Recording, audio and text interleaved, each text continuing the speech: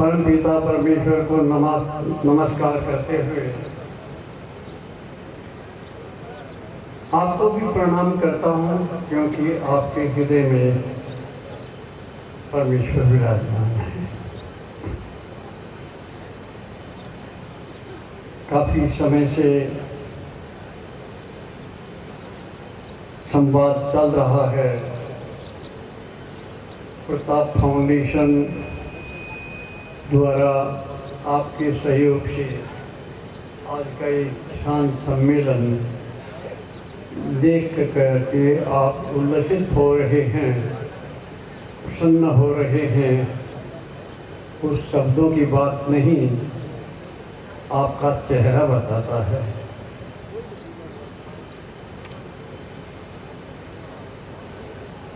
मुझे ऐसा लगता है जैसे एक गांव आकर के आज यहाँ बस गया है,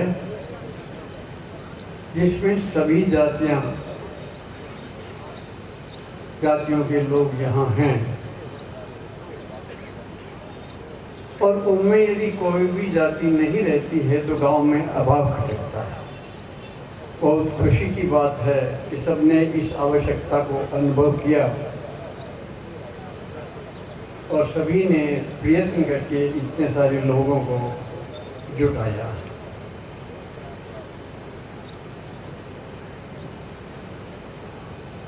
मेरे आने से पहले क्या क्या संवाद हुए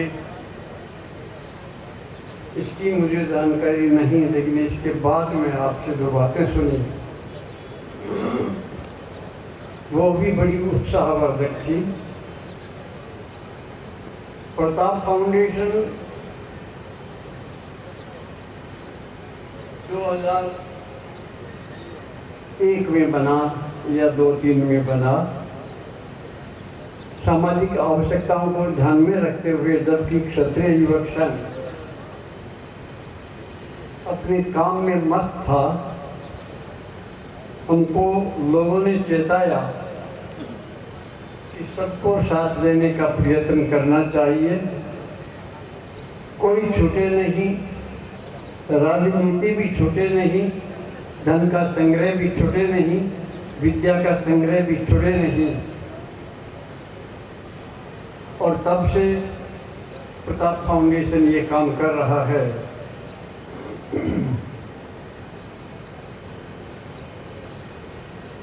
उसमें वो सफल हुआ या नहीं, ये मेरे हिसाब से कोई महत्वपूर्ण प्रश्न नहीं है, विषय नहीं है।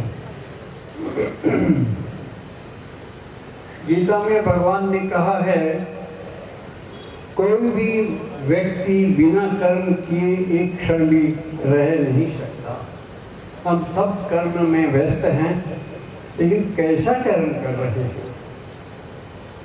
गीता में एक कर्म बताया है कि जो परमेश्वर के लिए आराधना की जाती है, जो परमेश्वर के पास पहुंचने की का कर्म किया जाता है, वही कर्म है, बाकी सब व्यर्थ है। उसी गीता में लोक संग्रह के लिए किया गया कर्म भी श्रेष्ठ कर्म कहा गया है।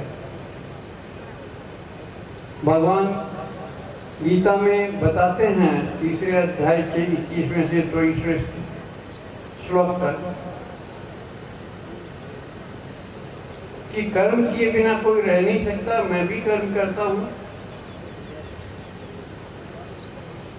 लेकिन मैं यदि इस प्रकार का कर्म करने लग जाऊं जिससे लोग भ्रमित हो जाए, इसका अर्थ ये निकलता है कि जो लोग पायनियर हैं, जो लोग अगवा हैं, जो लोग जिनकी ओर लोग देखते हैं और अपना आचरण निश्चित करते हैं, उन लोगों को ये एक चुनौती है।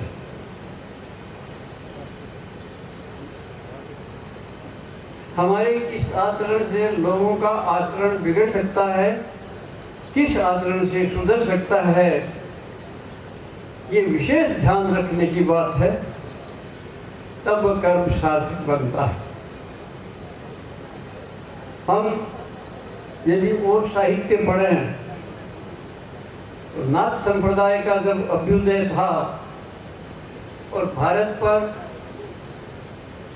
बाहर की बर्बर जातियों का आक्रमण हो रहा था, तो नाथ संप्रदाय के लोगों ने सोचा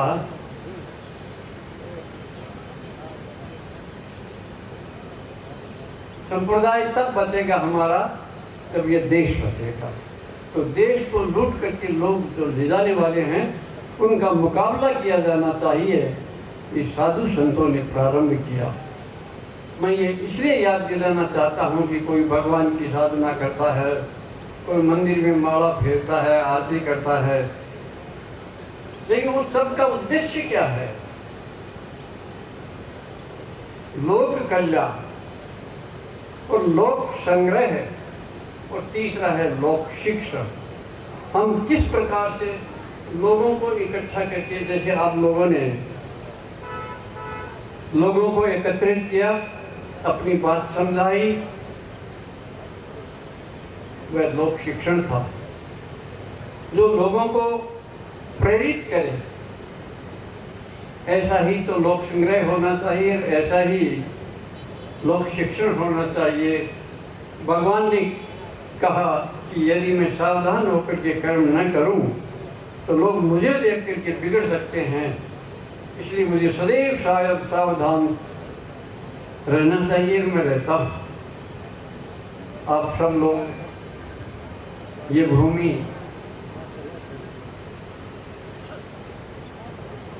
भगवान कृष्ण के वंशजों की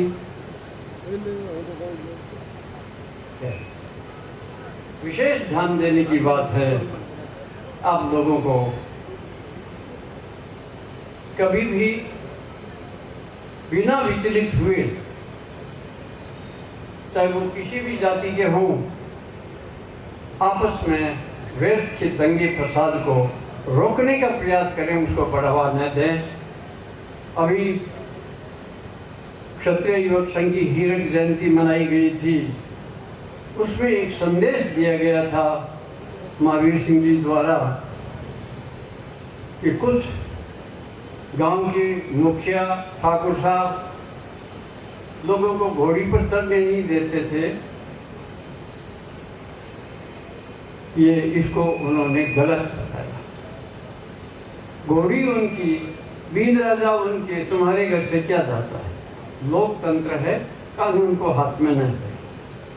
उसका इतना प्रभाव पड़ा उस संदेश का कि जगह जगह से ये समाचार आने लगे कि ये कोई क्षत्रिय ही कह सकता है, जिसकी जिम्मेदारी है वो अपना निभा रहा है। जो क्षय से त्राण करता है वह क्षत्रिय है। मेरी परिभाषा तो ऐसी है कि आप सब क्षत्रिय हैं, सब में वो सत्व है, सब में राजस वृत्ति भी है, सब में तामसिक वृत्ति भी है। उसको पहचानने की आवश्यकता है। संसार के लिए क्या श्रेष्ठ है, तब ये बात आती है कि हम एकत्रित हों, एक बने, ये बहुत आवश्यक है। लेकिन नेक बने, ये इससे भी अधिक आवश्यक है। जिसका आचरण श्रेष्ठ नहीं है वह यहाँ आकर के भाषण दे के या गांव में भाषण दे करके लोगों को प्रेरित करना चाहता है, तो एक व्यर्थ की उलझन में डाल देता है, क्योंकि लोग हमारे आचरण को देखते हैं। तो ये प्रताप फाउंडेशन का जो ये कार्यक्रम किसानों के लिए हुआ, जिस तरह से मैं कहता हूं कि आप सभी क्षत्रिय हैं, उसी तरह से मैं ये भी कहता हूं कि सभी कृषक हैं। भारतवर्ष के बारे में आप लोगों ने सुन रखा है, अधिकांश भारत का हिस्सा गांव में रहता है और गांव में सब खेती करते हैं। तो जो खेती करता है या जमीन पर निर्भर है वो सब कृषक हैं। और इसलिए हमारे अंदर जो सात्विक भाव है उसको उसको उजागर करने की आवश्यकता है, उसको कोई दूसरा जागृत नहीं कर सकता, उसको हमको भी जागृत करना है। और एक एक कड़ी से मिल करके ये संगठन बन सकता है। ये बनते हुए हमने देखा है।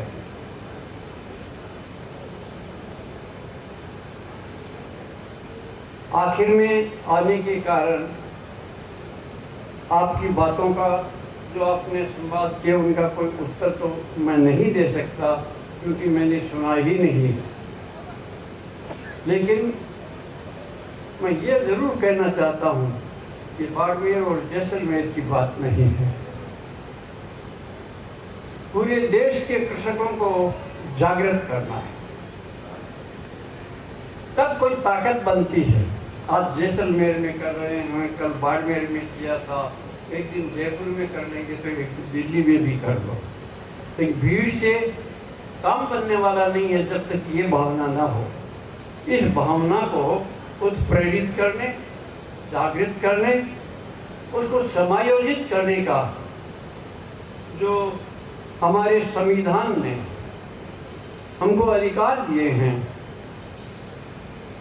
देश की आज़ादी से पहले संविधान बना था। अंबेडकर जी उस संविधान कमेटी के अध्यक्ष थे। कुछ लोग कहते हैं कि राजेंद्र प्रसाद जी अध्यक्ष थे।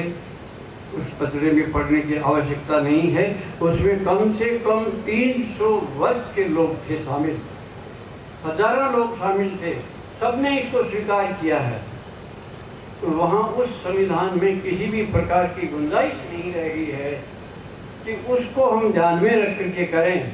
यही हमारी मनुस्मृति है, यही हमारी गीता है, यही हमारी कुरान है, यही हमारा गुरु ग्रंथ साहब है। आज के दिन इस युग में संविधान के विरुद्ध जाकर के यदि कोई काम करेंगे तो निश्चित रूप से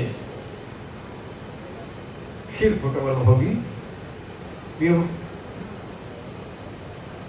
विवाद बढ़ेगा, और जो हम प्रयत्न कर रहे हैं एकता की, वो सब वह कड़ी टूट जाएगी। इस कड़ी को टूटने नहीं देना है। और मैं पूरा विश्वास करता हूँ कि आप इसमें सक्षम हैं, आप कर सकेंगे। जो कर रहे हैं वो आगे भी कर सकेंगे निश्चित रूप से। यह मैं भगवान से प्रार्थना भी करता हूँ। जय शंकर।